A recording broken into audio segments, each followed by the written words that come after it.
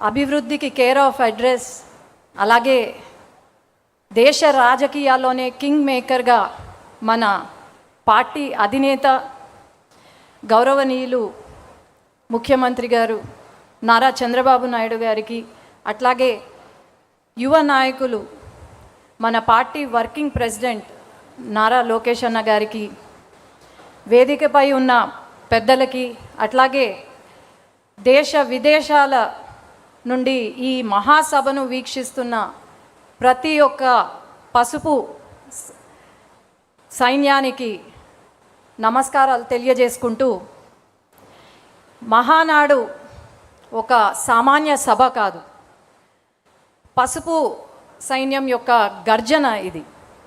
అట్లాగే కోట్లాది మంది తెలుగు ప్రజల ఆశా సముద్రం. ఈ మహానాడు కేవలం మన పాస్ట్ని గుర్తు చేసుకోవడం ఒకటే కాకుండా భవిష్యత్తుని కూడా నిర్ణయించే ఒక మహాసంకల్ప సభ. ప్రతి ఒక్క పసుపు కార్యకర్తకు ఈరోజు ఒక కనుల పండుగ మాదిరి. అలాంటి ఈ మహాసభ, ఈ పవిత్రమైన వేదిక పైన ఒక జాతీయ ప్రధాన కార్యదర్శిగా నివేదికను సమర్పించే అవకాశం నాకు ఇచ్చిన ముఖ్యమంత్రి గారికి ధన్యవాదాలు తెలియజేసుకుంటూ, మన పార్టీ అధినేత సామర్థ్యంలో సాగిన అకుంఠిత దీక్ష, అట్లాగే బీజేపీ జనసేనతో మనము ఏర్పరచుకున్న పొత్తు, కూటమి ప్రభుత్వం, ప్రజాస్వామ్యంని మనం పరిపాలనగా చూపిస్తున్నాం. అట్లాగే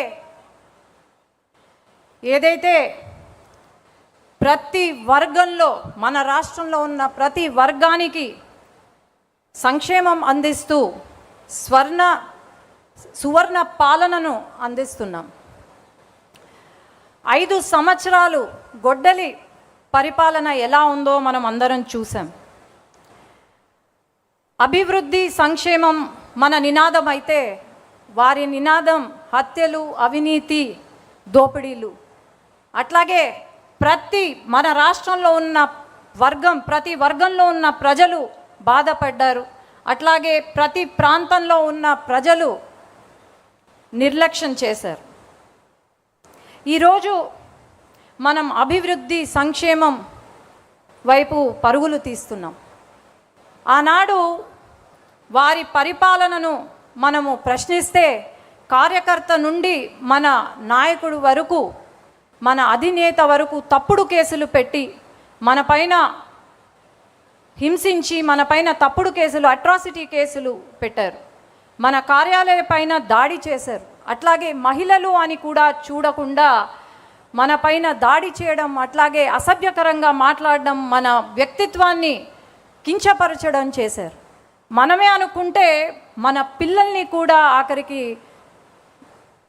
హింసించారు. కానీ బహుశా ఇప్పుడు వాళ్ళకు అర్థమైనట్టుంది, ప్రతి ఇంట్లో పిల్లలు పుడతారేమో కానీ మన తెలుగుదేశం పార్టీ కార్యకర్త ఇంట్లో యోధులు పుడతారని బహుశా అర్థమైనట్టుంది వాళ్ళకు. అట్లాగే ఆనాడు ఎంత కష్టం వచ్చినా సరే ఒక్క అడుగు వెనకడుగు వేయకుండా మన అధినేత కార్యకర్తలకు అండగా ఉంటూ, నేనున్నాను అనే ధైర్యాన్ని ఇస్తూ మన పార్టీని ముందుకు తీసుకెళ్లారు. ఈరోజు మనము ఒకటే మన మనసులో ఉండాలి, మనం పని చేసేది మన పార్టీ కోసం, మన అధినేత కోసం, అట్లాగే మన పార్టీ యొక్క నినాదం కోసం తప్ప వ్యక్తిగతంగా కాదు అని నేను తెలియజేసుకుంటున్నాను. మనం ఎప్పుడూ కూడా మనం పడిన కష్టాన్ని మర్చిపోకూడదు. అట్లాగే మన అధినేత పడిన అవమానం మనం మర్చిపోకూడదు. ఎప్పుడూ కూడా ప్రతి ఒక్కరం కాలరెత్తి గర్వంగా చెప్పుకునే ఒక రోజు వస్తే, మన ప్రాణం ఉన్నంత వరకు మనం తెలుగుదేశం పార్టీ కార్యకర్త అని ధైర్యంగా చెప్పుకోవాలి.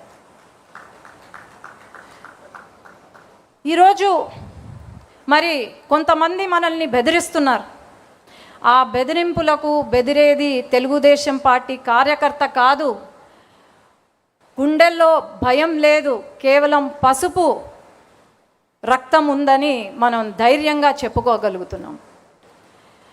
ఈరోజు బెదిరిస్తున్నారు అంటే మనం చెప్పాల్సింది ఒకటే, మనము మన కార్యకర్తగా వెనగడుగు వేసేది లేదు, తల దించేది లేదు, వెన్ను వంచేది లేదు. మనం ఒకవేళ వెను వంచినా లేకపోతే తల దించినా అది కేవలం నా జెండా కట్టడానికే తప్ప ఇంకేమీ కాదు. ఈ వేదిక నుండి తెలంగాణ కొన్ని దురదృష్టవశాత్తు మనం ఓటమి చెందాం. అట్లాగే తెలంగాణ నాయకులు ఎవరైతే ఉన్నారో వాళ్ళు కార్యకర్తలను కలిసిమెలిసి ప్రయాణం చేస్తూ అక్కడ అట్లాగే ప్రతి క్షణం మన సమస్యలపైన, తెలంగాణ రాష్ట్రంలో ఉన్న సమస్యలపైన పోరాడుతూ ఉన్న మన నాయకులను ఈ సభ ద్వారా అభినందన చేస్తున్నాం. అట్లాగే ఈరోజు గల్లీ నుండి ఢిల్లీ వరకు మన జెండా ఎగురుతుంది. మన తెలుగుదేశం పార్టీ, మన తెలుగు ప్రజల ఆత్మగౌరవాన్ని నిలుపుతున్నాం, తెలుగు గళాన్ని వినిపిస్తున్నాం. అండమాన్ దీవుల నుండి కూడా మన తెలుగుదేశం పార్టీ జెండా రెపరెపలాడుతుంది. ఎప్పుడు కూడా దేశంలో గళం వినిపించిందే తప్ప ఎప్పుడు కూడా వెనకడుగు వేయలేదు. మనం సూపర్ హిట్ ఈ 2 సంవత్సరాల పాలనలో సూపర్ 6ని సూపర్ హిట్ చేశాం. దీపం 2 పథకం కింద 3 గ్యాస్ సిలిండర్లు ఇస్తున్నాం. తల్లికి వందనం, ఫ్రీగా బస్ సర్వీస్, అట్లాగే రైతులను ఆదుకుంటున్నాం. ప్రతి ఒక్కరి ఇంట్లో వెలుగులు తీసుకొస్తున్నాం. ప్రతి వర్గం, ప్రతి కులం, ప్రతి మతానికి న్యాయం చేస్తుంది మన కూటమి ప్రభుత్వం. ఈరోజు అభివృద్ధే కాకుండా, సంక్షేమమే కాకుండా అభివృద్ధి వైపు పరుగులు తీస్తున్నాం. నారా లోకేష్ అన్న గారి కోరిక 24 లక్షల జాబులు యువతకు అందించాలని, ఆ కోరిక కూడా త్వరలో నెరవేరబోతుంది. యువత భవిష్యత్తు అంటనే గుర్తుకొచ్చే పేరు నారా లోకేష్ అన్న. అట్లాగే తెలుగుదేశం సింహానికి శక్తి గర్జన ఎలా అవుతుందో మన తెలుగుదేశం పార్టీకి శక్తి నారా లోకేష్ అన్న అని నేను గర్వంగా చెప్పుకోగలుగుతున్నాను. ఈరోజు రాష్ట్రంలో 2 సంవత్సరాల కాలంలో 23 లక్షల కోట్లతో పెట్టుబడులు తీసుకొచ్చాం. దాదాపు 800 పైన కంపెనీలకు ఏదో ఒక రోజు, ప్రతిరోజు శంకుస్థాపనలు కానీ ప్రారంభోత్సవం కానీ జరుగుతూనే ఉంది. కానీ గొడ్డలి పార్టీ సమయంలో ఒక్క కంపెనీ కూడా రాలేదు అని నేను చెప్తున్నాను. అట్లాగే సంక్షేమం, అభివృద్ధి, జాబ్సే కాకుండా ఒక పక్క ఇరిగేషన్ ప్రాజెక్ట్స్ని పూర్తి చేస్తున్నాం. శాంతి భద్రతను మనము చూసుకుంటున్నాము.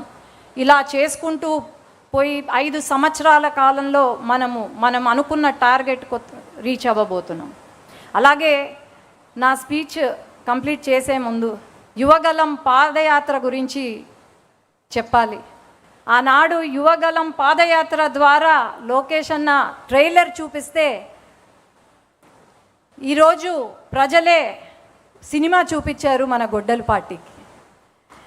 ఆనాడు ప్రతి అడుగున అడ్డంకులే, ఆ అడుగులు ఈరోజు శక్తిగా మారి, ఆనాడు యువగలం అడుగులే ఈరోజు శక్తిగా మారాయని గర్వంగా చెప్తున్నాను. అట్లాగే ఈరోజు ఈ పవిత్ర సమయాన ఈ మహాసభ ముందు 7 ముఖ్యమైన చరిత్రాత్మక నిర్ణయాలను ఉంచుతున్నాను. అధినేత నాయకత్వంలో మరో ఆలోచనకు తావివ్వకుండా తెలుగుదేశం పతాకం నిరంతరం రెపరెపలాడేలా ముందుకు సాగాలి. ప్రజా శ్రేయస్సే లక్ష్యంగా నడుం బిగించి ప్రభుత్వానికి అండగా నిలవాలి. ప్రత్యర్థుల దుష్ప్రచారాన్ని గ్రామ స్థాయి నుండి రాష్ట్ర స్థాయి వరకు బలంగా తిప్పికొట్టాలి. మన ప్రభుత్వం చేపడుతున్న అభివృద్ధి సంక్షేమాలను ప్రజాక్షేత్రంలోని బలంగా తీసుకెళ్లాలి.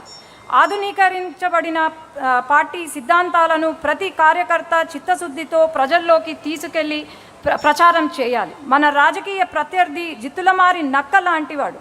అతని అవినీతి అక్రమాలపై ప్రతి కార్యకర్త డేగ కన్నులతో నిఘా వేస్తూ ప్రజలకు నిత్యం వివరిస్తూనే ఉండాలి. కుల మత ప్రాంతీయ విద్వేషాలు రెచ్చగొట్టే అసాంఘిక శక్తులు కదలికపై నిరంతరం అప్రమత్తంగా ఉండాలి. తెలుగు జాతి గౌరవం కోసం, తెలుగుదేశం పార్టీ కోసం జోహార్ ఎన్టీఆర్, జై తెలుగుదేశం, జై నారా చంద్రబాబు నాయుడు గారు, జై లోకేష్ అన్న, జై హింద్. థ్యాంక్ యూ శబరి గారు.